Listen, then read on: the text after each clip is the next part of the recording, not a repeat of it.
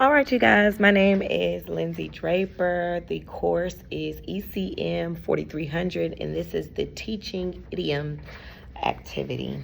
I wanted to use the idiomatic expression that states a pretty penny, meaning quite a lot of money.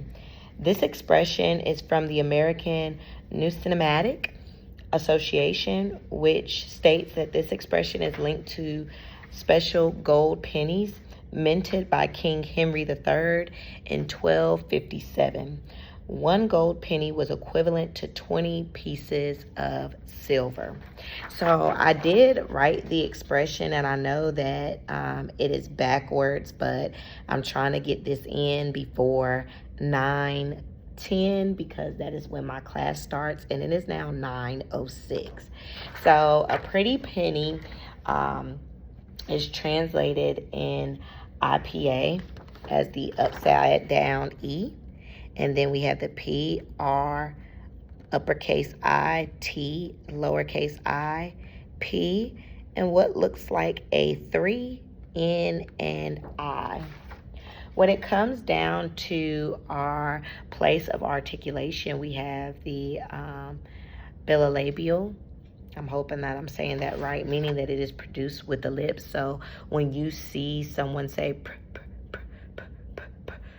for pretty, which is that letter that I'm focusing on, which is that P, it is meaning that it is produced with the lips and it's voiceless, meaning that there is no vibration that you feel in the vocal cords as you're making that P sound. And then I also used T, which is voiceless. And it's avolular, which means that it's produced with the tip of the tongue touching the avolular ridge, which is at the top of your mouth. It is voiceless because you have the air flowing through the vocal cords. So when you say t, t, t, t, t, you will feel where your there is no vibration with the t. For the N, this is avolular as well, because when you say n, n, n, again, that T and that N is touching the top of your tongue. But with the N, you can actually see where your vocal cords are, or you can feel where your vocal cords are vibrating.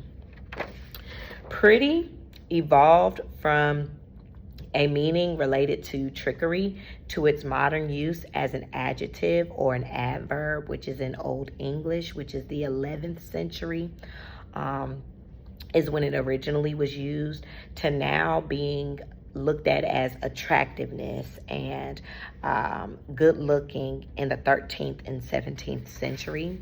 Penny originates from the Old English word, specifically the word penique. The word meaning coin is related to other Germanic languages, pifnik. The term penny eventually came to refer to a specific English coin and by extension a monetary unit.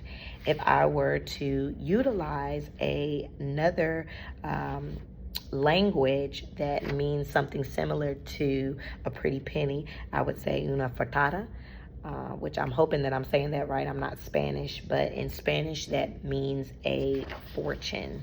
So I know that I'm getting close to time. We're at 4 minutes here. I would have, of course, given a little bit more effort to this, where I could have had some stuff on a screen and things of that nature. But at this point, I'm just trying to get the assignment in before 12 o'clock. This video is supposed to be 5 to 7 minutes. The bell just rang and it's kind of like 4.5 minutes. So again, I thank you so much for your leniency. My kids are starting to come in, so